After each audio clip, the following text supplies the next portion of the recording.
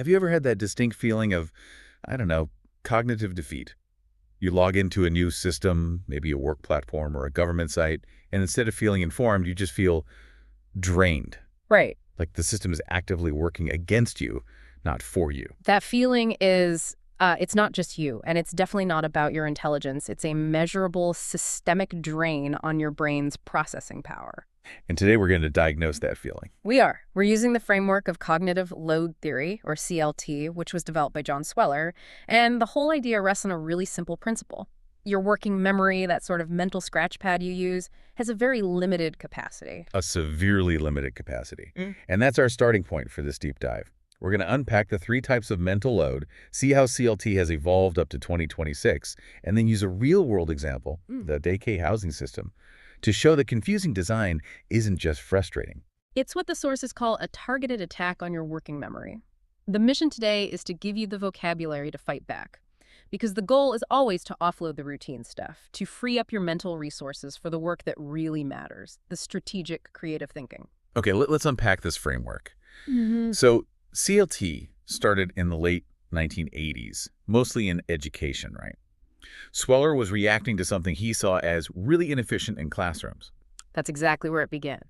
And to get it, you have to grasp the 3 different kinds of mental load that are all competing for that limited space in your working memory. Okay. The first is intrinsic load. This is just the inherent, unavoidable difficulty of the topic itself.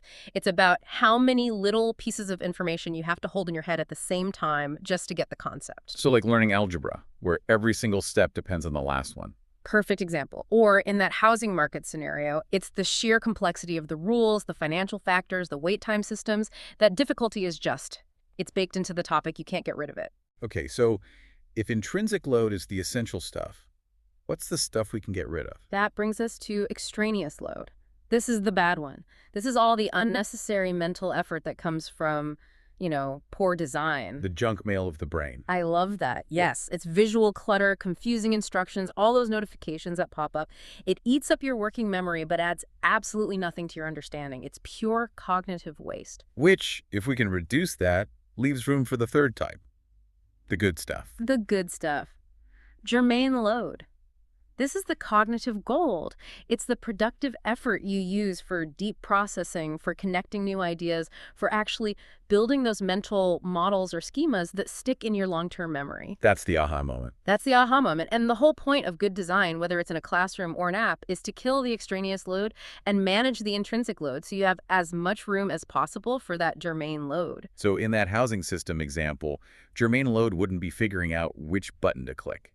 No, absolutely not. Germane load is spent analyzing. It's comparing neighborhoods, calculating financial risk, strategizing your 5-year plan.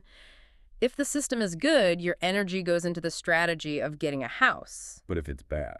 If it's bad, all that energy is wasted on the extraneous work of just figuring out how the darn system even works. It's energy that's literally stolen from your ability to plan.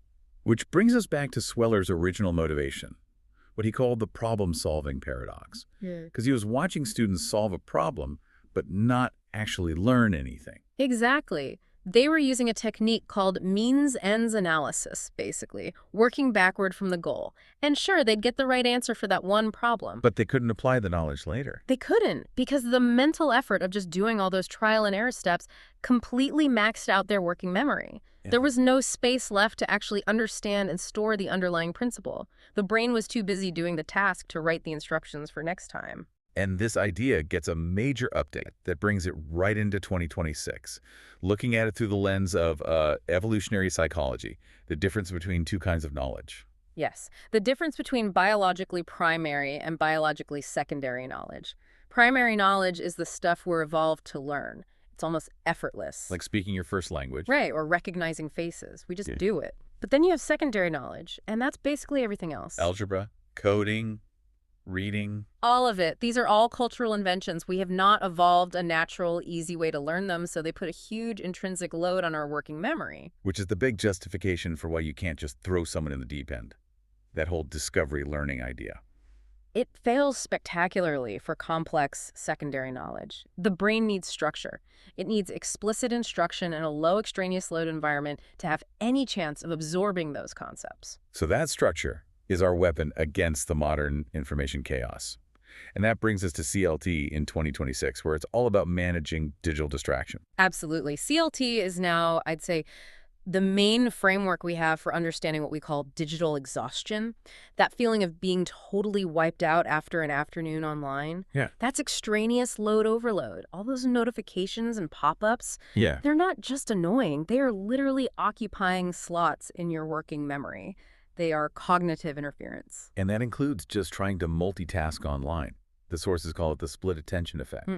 Every time you switch between tabs or look at your phone, you're paying a huge mental tax just to reorient yourself. Yeah. That's energy that isn't going toward understanding. So modern design is trying to fight this with things like what?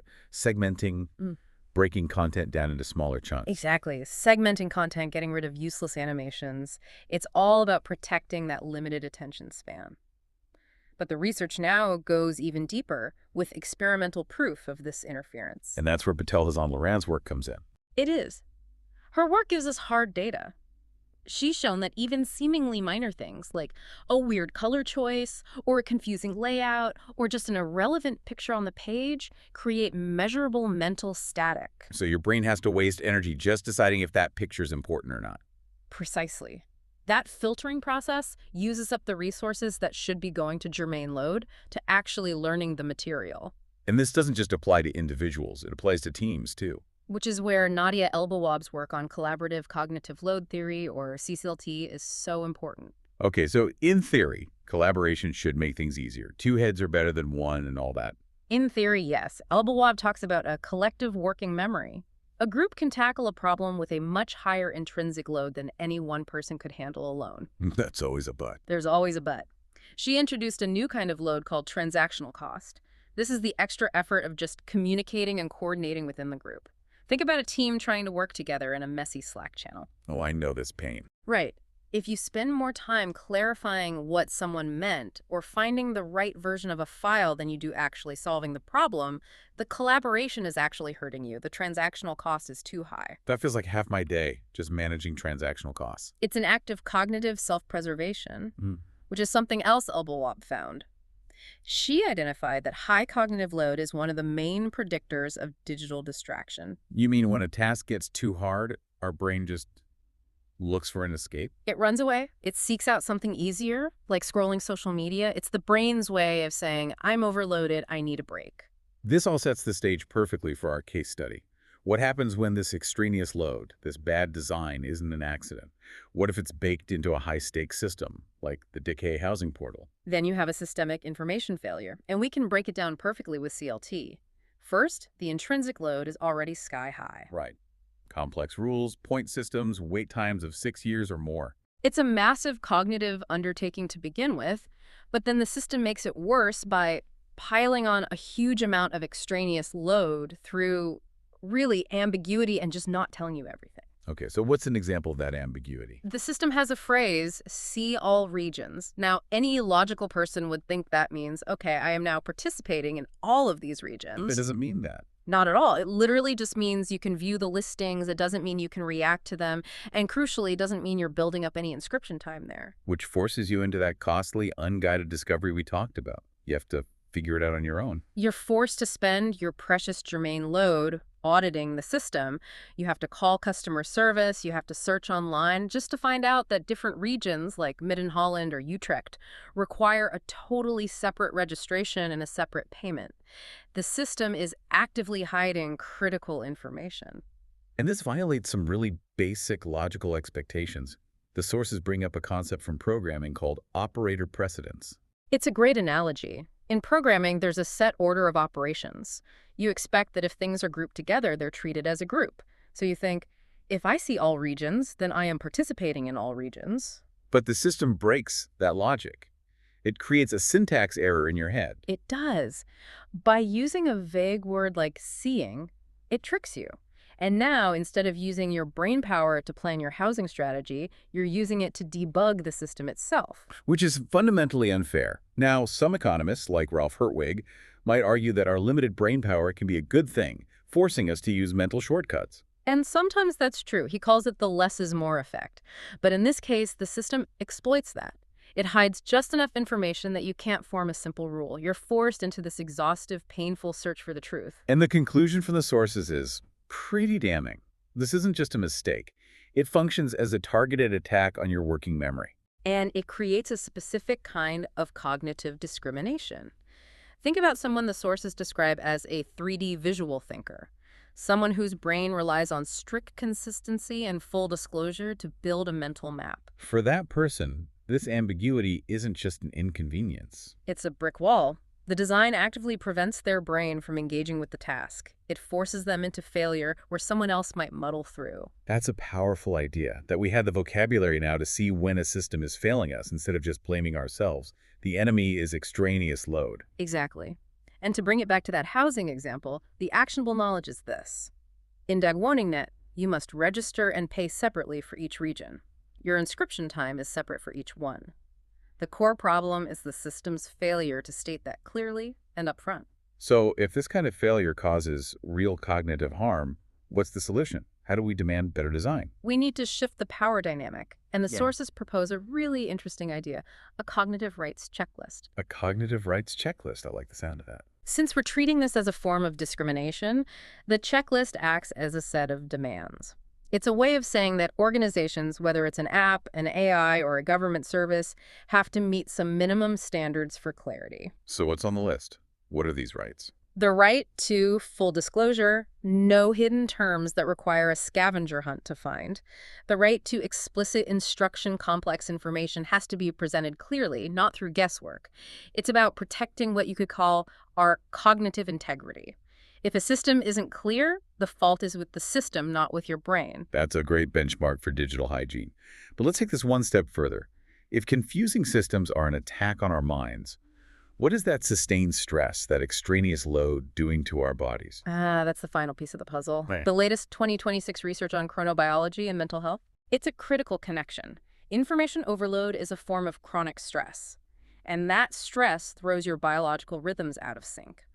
There's now clear evidence that a misalignment between your body's natural clock, your chronotype, and your actual behavior significantly increases your risk for things like depression and anxiety. And the numbers are pretty specific, and frankly, a bit scary. They are. One major finding showed that people with irregular circadian rhythms, whose activity peaks later than 2.15 in the afternoon, face a 45% higher risk of developing dementia. Wow. A 45% higher risk. It shows the very real long-term cost of ignoring your body's internal clock. So this whole idea of cognitive well-being isn't just about what you're learning, it's about when you let your brain rest and recover. Absolutely. The constant effort of processing extraneous load all day wears the system down. So for long-term mental health, the recommendation now is surprisingly simple. Try to be starting your sleep before 1:00 a.m. It doesn't matter if you're a night owl or a morning lurk. Managing cognitive load isn't just about performance in the moment. It's a biological necessity for a healthy, resilient mind over a lifetime. Okay, let's be real for a second. Have you ever used an app or a website that felt so confusing, so completely illogical that it almost felt personal? Like it wasn't just poorly made, but it was actively fighting your ability to think? Well, let's dive into that, because today we're going to break down how bad design isn't just an inconvenience. It can be a full-on attack on your brain. This quote, wow, it just perfectly captures that feeling, right? It's from someone wrestling with a system that was supposed to be helping them. And it nails that moment when frustration boils over into something else entirely. A feeling that your very thought process is under assault. This is exactly where our story begins.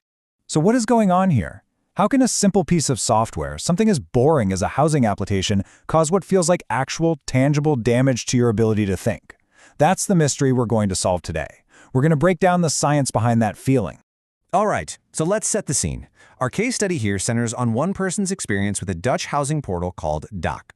What should have been a pretty simple task turned into this battle of wits against the machine, and for a mind that absolutely relies on clear, consistent logic, it was a nightmare. So this user walked away from the experience feeling completely drained. They even used the word gaslight. Why? Because the portal was presenting information that was ambiguous, incomplete. It forced them to constantly second-guess reality and basically do the error checking that the system should have been doing itself. Now, to really understand why this was so damaging, we're going to borrow a concept straight from the world of computer programming. This is where we start to see the actual mechanics of this cognitive attack. You know, in coding, there's this thing called operator precedence. It's a super strict set of rules that make sure an equation like 2 + 3 × 4 always equals 14, not 20. It's all about creating a predictable, logical order. Here's the fascinating part. Some of our brains work the exact same way, especially for what are called 3D visual thinkers. We build these mental models that depend on consistent rules. When a system breaks that promise of logic, it's like our brain hits a syntax error. And here it is. This is the perfect example of the problem. The user's brain expected a clear, logical flow. If you tell the system no specific region, and it responds with, "You now see all regions," the only logical conclusion is that you can apply to all regions. But nope. The system broke its own rule. It created this weird ambiguity where seeing was just passive browsing, but participating, actually applying, was a totally separate, hidden thing. For a logical brain, that's a critical failure. It's a syntax error. And when your brain hits a syntaxed error like that, it can't just skip it. The whole process grinds to a halt. You're forced to stop, go back, and manually debug the system's broken logic to figure out what the real rules are. And let me tell you, doing the thinking that the machine was supposed to do, it is incredibly draining. Okay, so we've identified the broken logic, but how do we actually measure the damage? This brings us to our second clue. We're going to pull in a really powerful psychological framework to understand the true cost of all that mental debugging. This is cognitive load theory, or CLT. The core idea is actually pretty simple but incredibly profound. Our working memory, the mental desktop where we do all our active thinking, is extremely limited. Think of it like your computer's RAM. And bad design? Well, bad design is a total memory hog. See, our brain's processing power is split into 3 parts. Intrinsic load is just how hard the topic is. Germane load is the good stuff. That's the effort we use for real learning and problem solving. But then there's extraneous load. That's the enemy. It's all the useless mental work caused by confusing instructions and just plain bad design. And when that extraneous load gets too big, it literally crushes our ability to think productively. There's just no room left for what actually matters. So this housing portal, DAIK, basically staged a heist on the user's mental energy. It used a few different weapons. First, it forced the user into unguided discovery just to find an entire housing region, Gouda, that wasn't even clearly listed. It also created these tiny little inconsistencies that amounted to micro-gaslighting, making the user constantly question what was real. And finally, it just cluttered the whole experience with useless, ambiguous information. And look, this isn't just a hunch. The research is crystal clear on this. Studies confirm that when a system makes you wade through a bunch of irrelevant junk just to find the truth, it directly leads to working memory failure. Your brain's processing power is literally stolen, leaving you exhausted. So, let's put our 2 clues together. We've got a system that violates fundamental rules of logic, our syntax error, and we have a theory that measures the energy drain that violation causes. So, what's the final verdict here? Here's the crucial takeaway. This isn't just about a frustrating app. The damage isn't spread out evenly. This kind of design creates a deeply unfair situation. It systemically punishes people who think with precision and logic, forcing them to work so much harder just to get to the same truth as everyone else. Just look at this comparison. Someone else might be able to see a logical contradiction and just skim past it. No big deal. But for a 3D visual thinker, someone who builds a complete interlocking mental model of how things work, a single broken rule is a catastrophe. It forces them to stop everything and rebuild their entire understanding from the ground up. The cognitive cost is just astronomically higher. So when a system forces your brain to do that kind of high-stakes mental repair, the result isn't just annoyance. It's a real, tangible cognitive injury. And like any injury, it requires healing. This brings us to our final and most important point. Recovery isn't a luxury. It's a right. Let's just walk through the chain of events here. Step 1, the bad design forces you to debug reality. Step 2, that debugging process causes real cognitive damage by maxing out your working memory. Step 3, because of that damage, recovery, what we're calling aftercare, becomes a physiological need, which leads us to step 4. Demanding clarity from the systems we use isn't being difficult or needy. It's demanding a fundamental right to cognitive safety. This idea reframes everything. When this user demanded a checklist for clarity, it wasn't some personal coping mechanism. It's what's called a normative instrument. It's a set of non-negotiable minimum standards. It's a way of saying your system must meet these basic requirements of logic and clarity to not be considered actively harmful. So here's the bottom line. That poorly designed system took out a loan on the user's mental energy without permission. It incurred a cognitive debt. That feeling of exhaustion, the need to step away and recover, that's simply the process of repaying that debt. And that brings us to the final thought I want to leave you with. Now that you can recognize the weapons of a cognitive attack, the ambiguous language, the hidden rules, the forced confusion, take a fresh look at your own digital life. Which of the apps you use every single day aren't just a little bit annoying, but are actively designed to drain your brain?